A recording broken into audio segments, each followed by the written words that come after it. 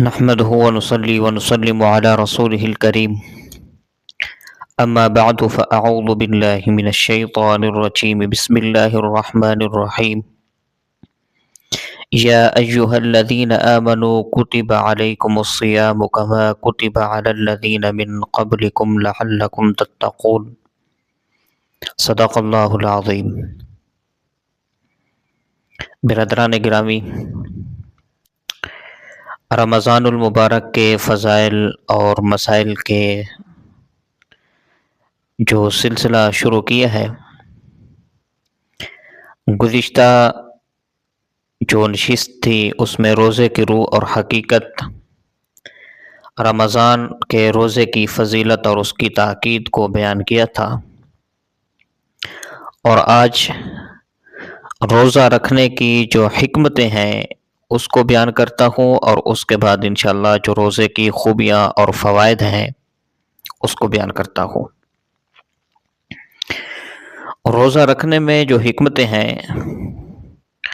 ان میں ایک حکمت یہ ہے کہ اس سے جسم میں تندرستی آتی ہے، اور دوسری ہے نفس اس سے مغلوب ہو جاتا ہے، اسی طرح شیطان اس سے ناراض ہوتا ہے، دل کی صفائی ہوتی ہے، گناہ معاف ہوتے ہیں، اور آخرت میں ثواب اور اعلیٰ مرتبہ حاصل ہوتا ہے۔ اور ایک حکمت یہ ہے کہ انسان فرشتوں کی صفت کے ساتھ متصف ہو جاتا ہے، اور اسی طرح اللہ تبارک و تعالیٰ کا قرب حاصل ہوتا ہے۔ یہ اس کی حکمتیں ہیں۔ اور روزے کی جو خوبیاں ہیں، فائدے ہیں، ان میں ایک یہ ہے کہ اللہ کے نعمتوں کی قدر معلوم ہو کر ان کا شکر ادا کرے گا۔ دوسرا یہ ہے کہ روزے کی برکت سے ہر کام میں اللہ تعالیٰ کی فرما برداری کرے گا اور تقوی اختیار کرے گا۔ تیسرا فائدہ یہ ہے اور تیسری خوبی یہ ہے کہ خواہشات نفسانی کی اصلاح ہو جائے گی، جذبات میں اعتدال پیدا ہو جائے گا۔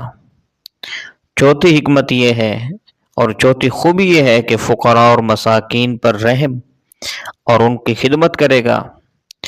پانچویں صفت یہ ہے کہ فرشتوں کی صفت سے متصف ہوگا، جو کہ کھانے پینے اور ہر قسم کی لذتوں سے پاک ہیں، ہر وقت عبادت الہی میں مشغول رہتے ہیں۔ اور چھٹی خوبی یہ ہے کہ انسان صبر کی صفت اور برداشت کی عادت پیدا ہوگی، انسان میں مصائب جھیلنے کی مشق ہوگی۔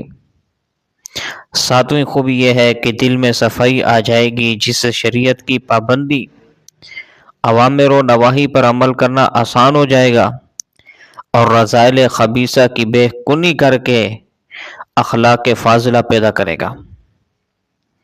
اور آٹھویں حکمت یہ ہے کہ روزہ رکھنا دنیا میں روزہ دار کو گمراہی سے اور آخرت میں دوزخ کے عذاب سے بچائے گا۔ روزہ چونکہ خالص اللہ تعالیٰ کی عبادت ہے، تو روزہ دار کو دنیا اور آخرت میں فرحت حاصل ہوگی۔ دنیا میں جب وہ روزہ افطار کرتا ہے، اور آخرت میں جب وہ روزہ دار روزے کے ثواب کو اور جنت میں اللہ تعالیٰ کا دیدار نصیب ہوگا، تو اس وقت اس کو فرحت حاصل ہوگی۔ اور اسی طرح روزہ دار کا جسم بیماریوں سے تندرست رہتا ہے، روزہ بلغمی امراض اور رطوبات ردیہ کو جسم سے زائل کر دیتا ہے۔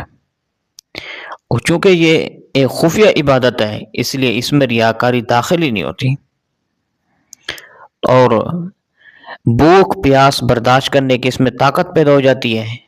مباحات کو ترک کرنے کی مشق کر کے حرام اور ناجائز چیزیں ترک کرنے کی صلاحیت پیدا ہو جاتی ہے۔ حکم ربانی کی اطاعت پر ہمت بڑھتی ہے۔ بھوک پیاس کا عملی تجربہ کر کے غریبوں اور بے کسوں کی امداد اور اعانت کا جذبہ ابھرتا ہے۔ غمخواری اور خیرخواہی پر قلوب آمادہ ہوتے ہیں۔ شہوات و خواہشات کی بھٹی ٹھنڈی پڑ جاتی ہے۔ نفسانی قوتوں میں انکسار اور عزم حلال پیدا ہو کر نفس پر کنٹرول کرنے اور برائی سے بچنے کی توفیق عطا ہوتی ہے۔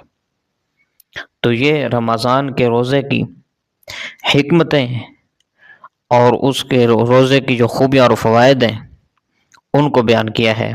اللہ تبارک و تعالی ہمیں رمضان کے روزوں کی جو فوائد ہیں وہ نصیب فرمائے، اور اللہ تبارک و تعالی ہمیں رمضان تک خیریت سے پہنچا دے۔